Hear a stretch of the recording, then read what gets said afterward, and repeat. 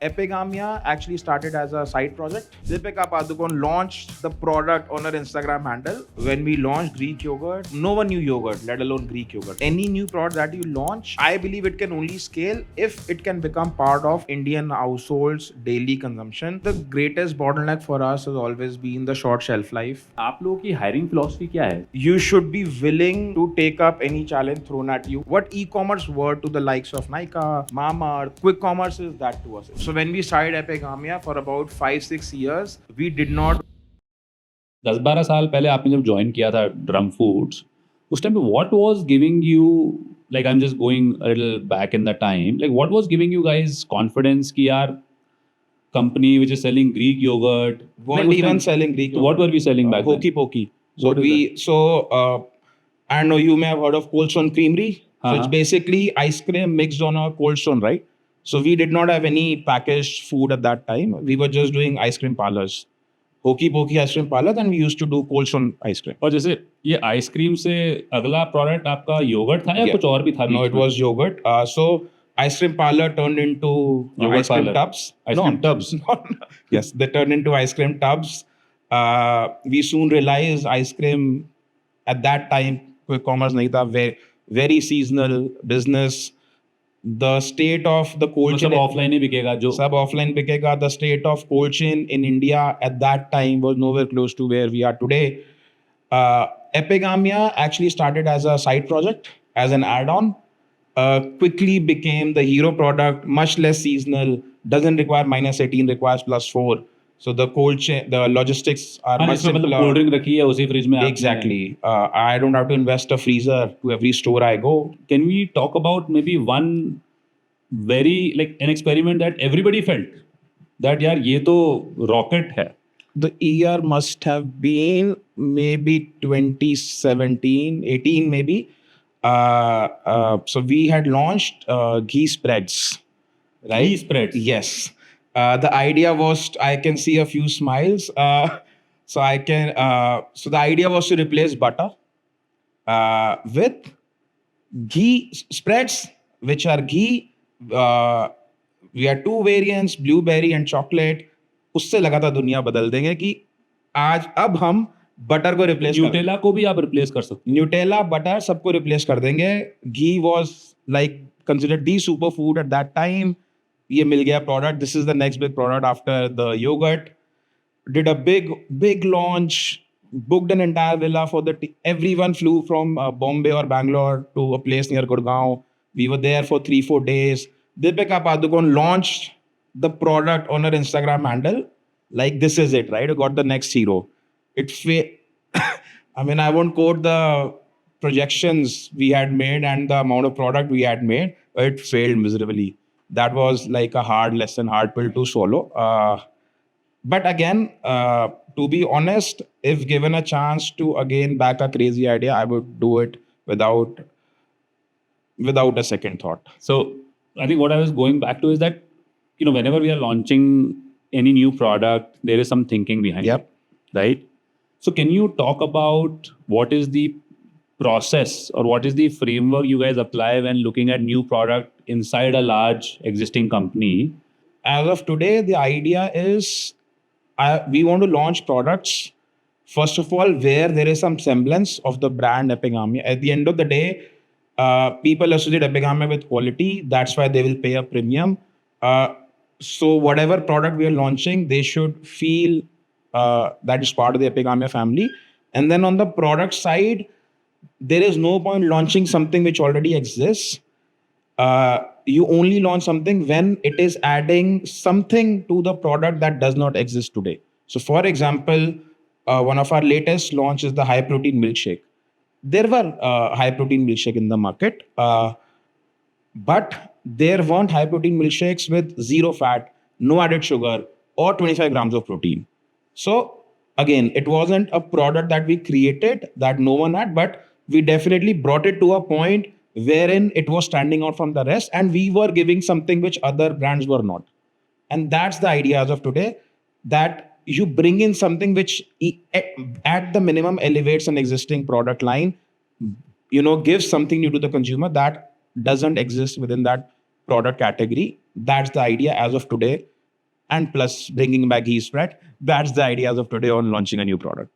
But इसमें इस framework में क्या नहीं चला, मतलब what did you guys didn't get right for the ghee spread? So I think there did not exist an inherent demand for a Nutella replacement or a butter replacement, right?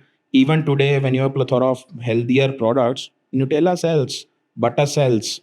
Uh, so at least some base level demand होनी चाहिए which Differentiation इतना strong नहीं था, मतलब to create differentiation that pull. differentiation strong था, but there wasn't a use case. No one was looking for it. In the case of high protein milk, comparing protein as a use case exists. There is a lot of demand for protein.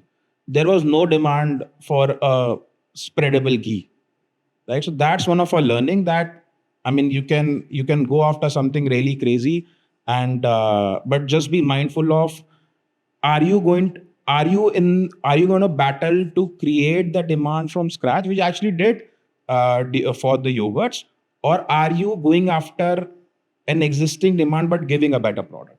Given that you have a very high velocity, innovative new product portfolio, how do you think about experimentation? Like, obviously you can't get Deepika to launch every product. Absolutely. So how do you think about experimenting at a or like just experimentation? So it has become a lot easier, to be honest, today. Earlier, getting a new listing done, in modern trade, or getting the product placed in a GT store where you need to place a certain amount to be visible, were obviously a challenge to any new experiment. Now it's a lot easier with quick commerce, right? You can do small targeted experimentation. That's again something which is helping launch new product, really test new products. But then we are very clear on one thing.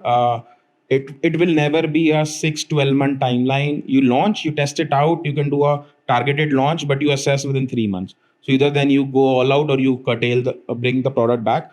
Don't keep sitting on it for 6 months, 8 months. What are the 2-3 metrics you look for as a success criteria for a new experimentation? I mean, are you getting new consumers to the brand? That's one very important metric. Are you getting the existing consumers to spend more on the brand? Because if it's a direct like-to-like replacement, it's not a lose-lose, but then it's not the ideal situation if it's a direct replacement. So, I mean, two things essentially. One is, are you getting new customers to the brand? Second is, are you getting the existing consumers to sort of give the higher share of their wallet to the brand? And I think quick commerce has obviously made Absolutely. this much faster. And it applies to general trade also, right? So, I mean, we have been very data savvy from day one. We ensured that we always work on data. So in general trade also, you can assess the same store sales on a monthly basis. If it's increasing, I mean, you get a sense, right, that you're getting more consumers to buy you. Yeah, and I think talking about quick commerce, I mean, I've heard stories about new brands struggling on quick commerce because of the unit economics and all of that. So how do you guys view quick commerce? I'll make a bold statement, which I truly believe in. What the likes of Amazon, what e-commerce were to the likes of Nykaa, Mamaearth, quick commerce is that to us essentially, right? Because our biggest hurdle in expanding to tier 3, tier 4 cities was always, so what's the process of expansion, right? I'll go to a new city, I'll find a distributor, convince him, to start small, maybe sell to 10, 15, 20 outlets. Now, given the short shelf life, if I only end up placing, let's say, 6 units in a big chiller at a GT store, I'm not even visible.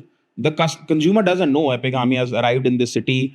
So either I've fully occupied the fridge, which I know a lot of returns will come because the demand isn't to that level. So no matter what I try, there's always a huge cost associated. How things have changed with quick commerce now, my last mile is solved, which is the biggest challenge for me as a short shelf life dairy product. Now I can, so for the distributor, the unit economics are better. Instead of him having to do 10 supplies to 10 smaller stores, the distributor supplies items worth 10 stores to a single hub, right? The cost of logistics for the distributor goes down. He's more profitable. He's more willing to experiment for the brand. And I can also make the consumers aware much faster than them having to go to a GT store, try and find Epigamia in a packed fridge.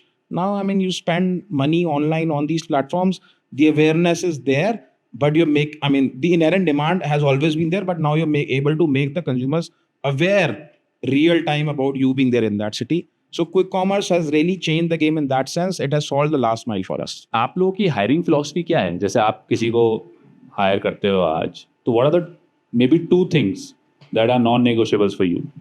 For me, again, for any company, the way I see it, the most important skill set is the soft skills, right? You should be willing to take up any challenge thrown at you. For me, one very important skill, which I think is very underrated, sometimes overlooked, is how are you able to manage people? And it doesn't have to be people within your team. How do you interact with the people in your company? How do you interact with your vendors? How do you interact with your co-packers? That people skill, I think, is really important, gets half the job done. So for me, those are the 2 things. One is, are you able to interact with your colleagues or with your business partners? Secondly, are you up for any challenge thrown at you? The first response should not be, nahi ho payega, mushkil. First response, it may be very hard, you may have no idea about it, but the attitude that I like to see is, let me figure it out. Let me come back to you whether I'm able to do it or not do it, but at least let me give it a shot.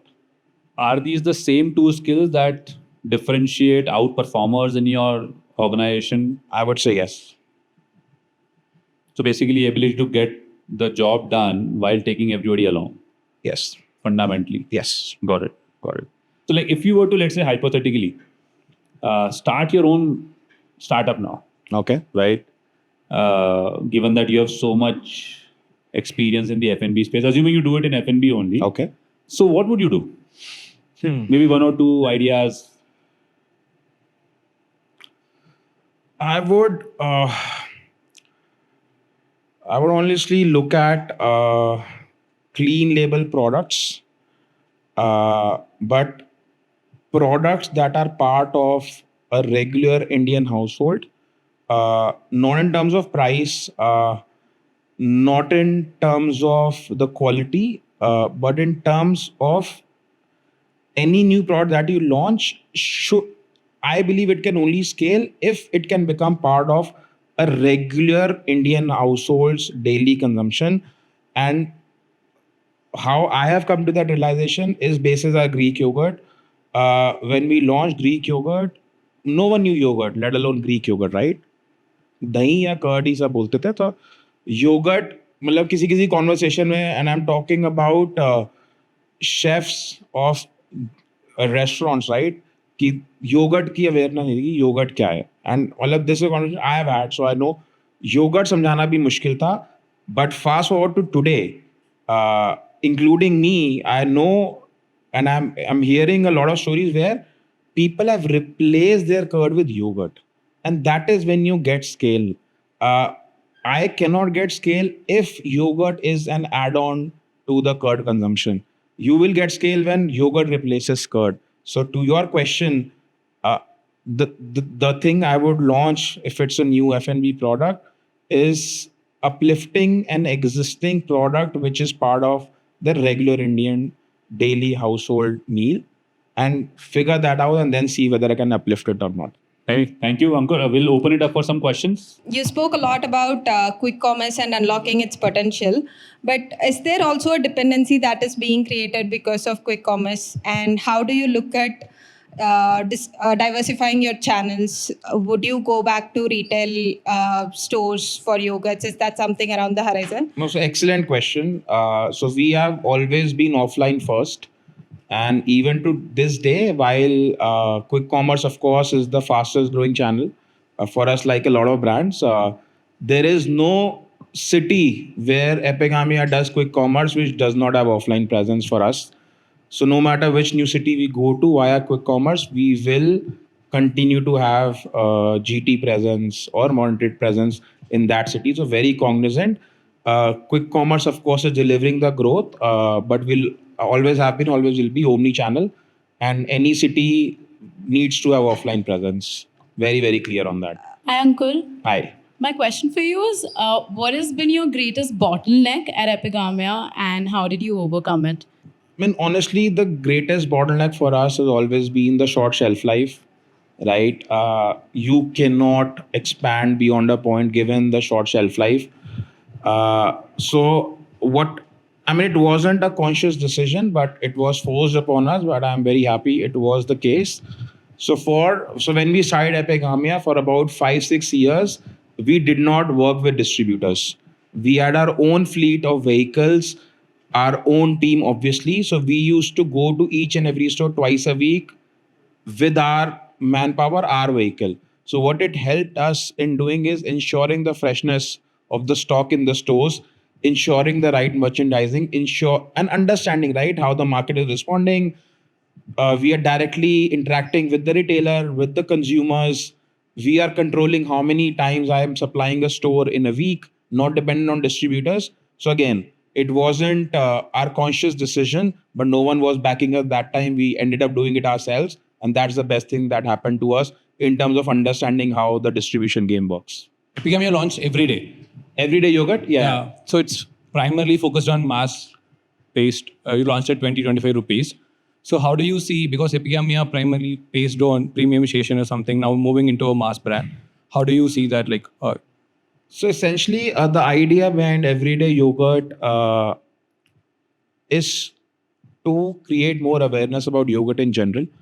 So from a business philosophy point of view, it is ensuring that more people are able to get exposed to Epigamia as a brand. And if they feel that the brand promise is being delivered, they will, move up the ladder in terms of the product offerings.